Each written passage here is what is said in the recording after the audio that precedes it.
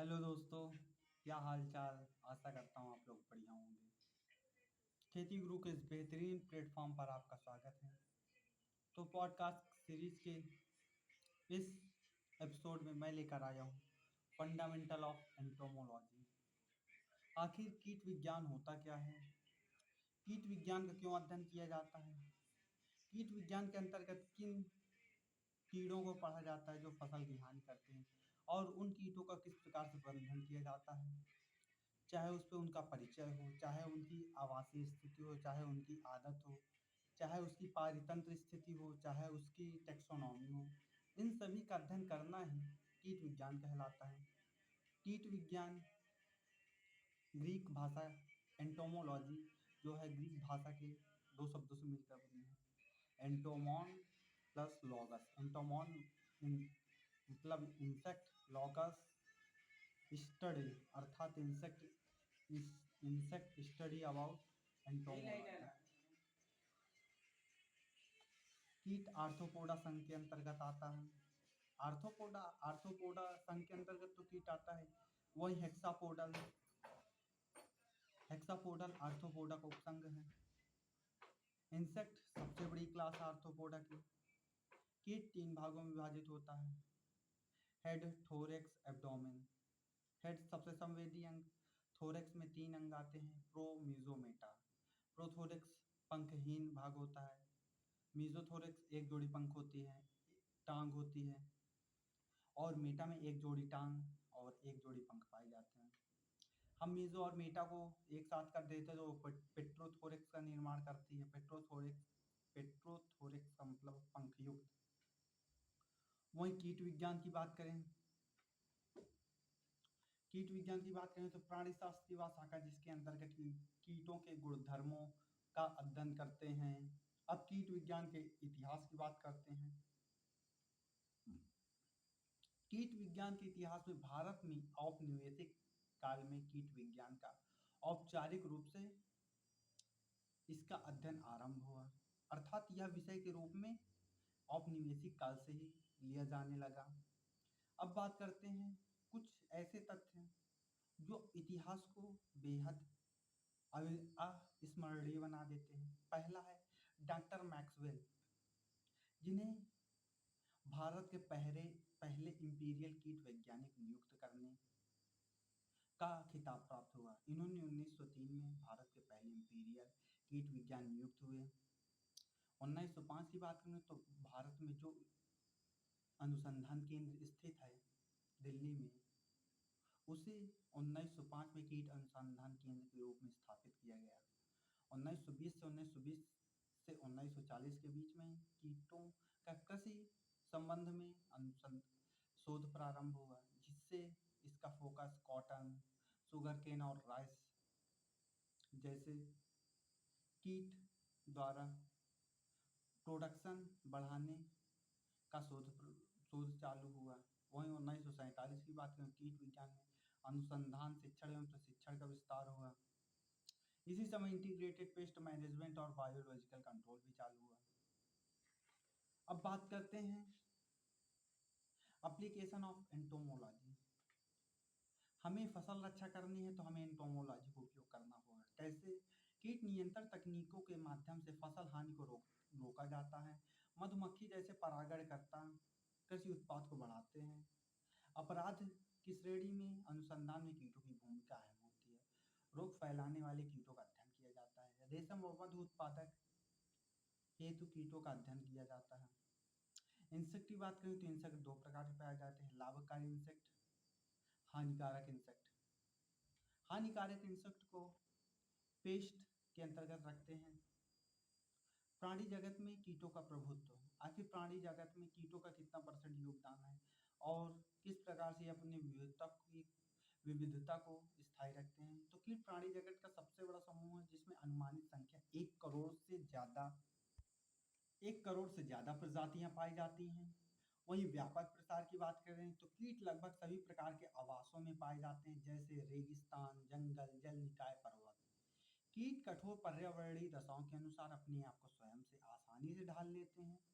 छोटा आकार होने के कारण इन्हें छिपने, शिकारियों से बचने एवं सीमित संसाधनों में जीवित रहने की क्षमता पाई जाती है।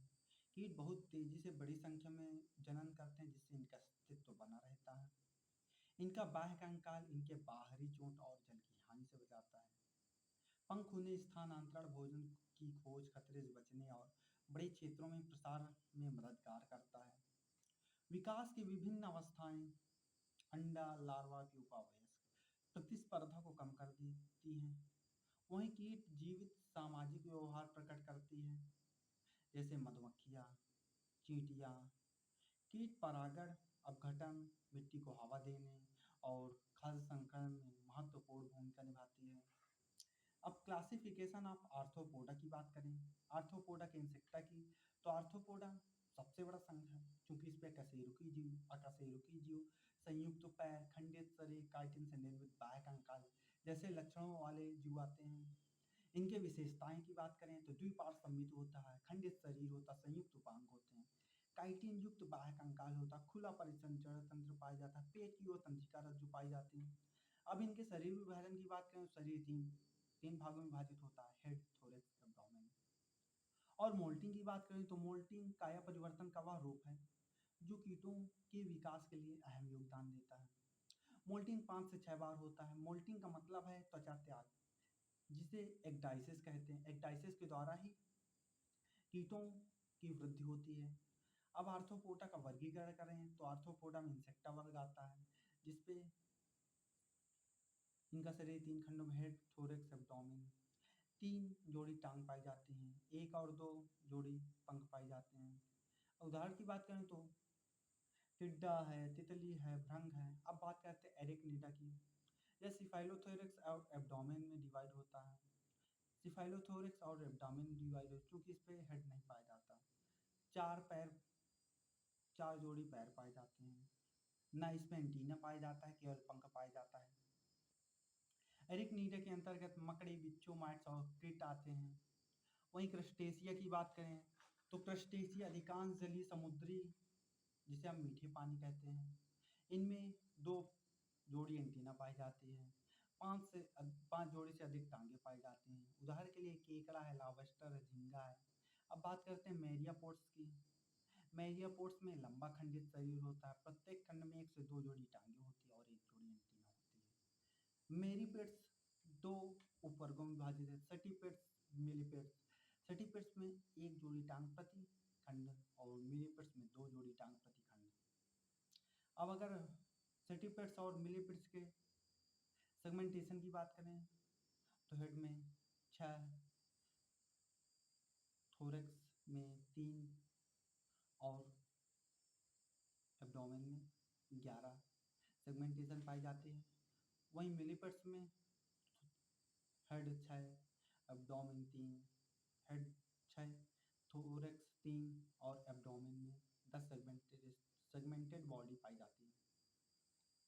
अब बात करते हैं ओनाइकोफोरा, जिसे हम संक्रमणकारी वर्ग कहते हैं।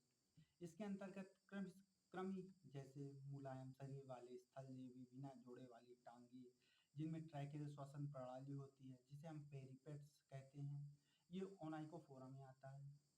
अब आर्थ्रोपोडा संघ की प्रमुख उपसंघ की बात करें तो कीट वर्ग है। कीट वर्ग में चींटी, मधुमक्खी, टिड्डी, मकड़ी में मकड़ी, माइट्स, बिच्छू, जलचर में केकड़ा, झींगा, प्रॉन, सेटिपेट्स में सौपाया, वहीं मिलीपेट्स में हजार पाए जैसे जीव आते हैं।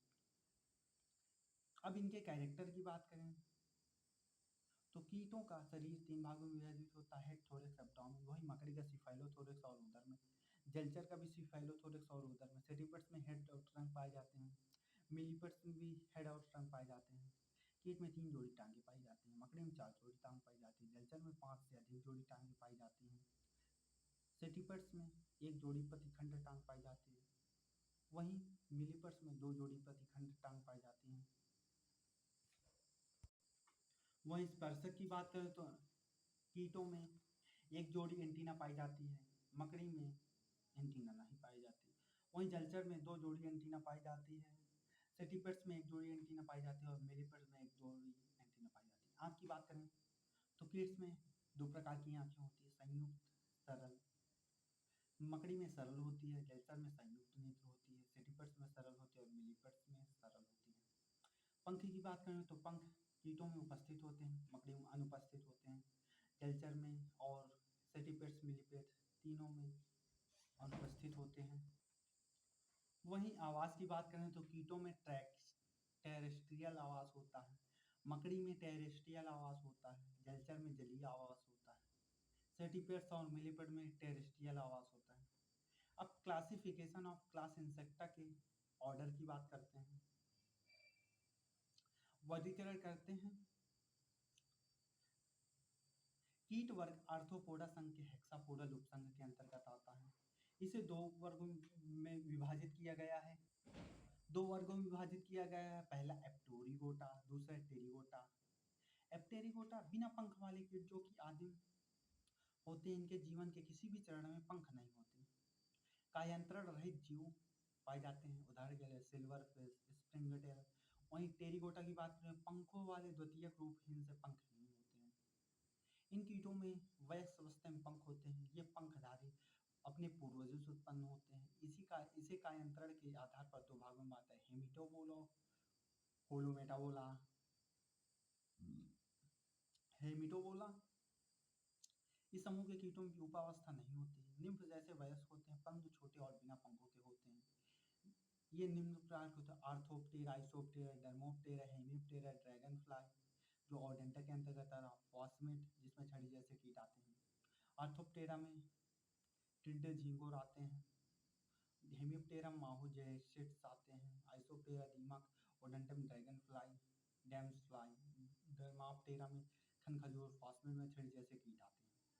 अब होलोमेटाबोला की बात करें तो इन जीवों में पूर्ण कायांतरण पाया जाता है, अर्थात इनमें अंडा, लार्वा, प्यूपा, वयस्क स्पष्ट चरणों में व्यक्त होता है। लार्वा वयस्क से पूर्ण रूप से भिन्न होते हैं। इनके क्रम की बात करें तो लैपिडोप्टेरा जिनके अंतर्गत तितली, पतंगे, कोलेप्टेरम, गबरैल आते हैं, डायप्टेरम मक्खी मच्छर, हाइमेनोप्टेरम मधुमक्खी ततैया, सिम्फोनेप्टेरम पिस्सू, टाइकोप्टेरा, फेडिस, कैंडिस फ्लाई और नीरोप्टेरा में लिस्विंग आते हैं। अब इंसेक्ट मार्फोलॉजी की बात करें, इंसेक्ट मार्फोलॉजी का मतलब उनकी बाह्य आकारिकी का अध्ययन। कीटों में बाह्य आकारिकी क्या होती है, तो कीटों में पाया जाता है क्यूटिकल। क्यूटिकल कीट शरीर की बाह्य आवरण होता है। यह निर्जीव परत होती है जो एपिडर्मिस को ढकती है। यह बाह्य कंकाल निर्मित करती है जो संरचना और सुरक्षा प्रदान करती है। इसके परत की बात करें तो एपिक्यूटिकल यह सबसे ऊपर की परत होती है जो पतली, मोमी व जलरोधी परत होती है, जल की कमी से सुरक्षा करती है। एपिक्यूटिकल एक्सोक्यूटिकल एपिक्यूटिकल के नीचे कठोर और स्क्लेरोटाइड परत होती है जिसमें कठोरता और ताकत कीटों को प्रदान करते हैं। एंडोक्यूटिकल यह लचीले एवं नरम परत होती है। एंडोक्यूटिकल जो शरीर के खंडों को मोड़ने में सहायता करती है। अब बात करते हैं एपिडर्मिस की। यह क्यूटिकल के नीचे जीवित परत होती है। यह क्यूटिकल की अन्य परतों को स्रावित करती है। अब क्यूटिकल के कार्यों या क्यूटिकल के महत्व की बात करें तो यह आंतरिक अंगों को चोट लगने और रोगजनक से बचाने का कार्य करती है। यह बाह्य कंकाल बनाकर शरीर को आकृति प्रदान करती है। एपिक्यूटिकल जल हानि से बचाता है। इसमें संवेदी रेशे और रिसेप्टर्स होते हैं। इसी के साथ साथ इसमें पिगमेंट और संरचना से रंग उत्पन्न होता है जो छिपने, संचार और प्रजनन के लिए सहायक होते हैं। मांसपेशियां क्यूटिकल की आंतरिक सतह से जुड़ी होती हैं। उसी के साथ साथ हम मोल्टिंग की बात करें तो यह एक डाइसिस प्रक्रिया है जिसे हम त्वचा निर्मोचन कहते हैं, जिसमें कीट अपनी पुरानी क्यूटिकल को छोड़कर नई विकसित करता है। इसी के साथ साथ क्यूटिकल निर्जीव होती है और फैल नहीं सकती, इसलिए कीटों को समय समय पर इसे छोड़ना पड़ता है ताकि इनमें विकास नियमित रूप से हो सके। तो दोस्तों यही से आपका पॉडकास्ट सीरीज एपिसोड 1 समाप्त होता है। मुझे आशा नहीं पूर्ण विश्वास है कि जो भी मैंने बताया है वो सेमेस्टर और कंपटीशन में 100% फंसेगा, चाहे जो भी प्रश्न आप देख लीजिए। हालांकि मैं एनालिसिस भी कराऊंगा। धन्यवाद।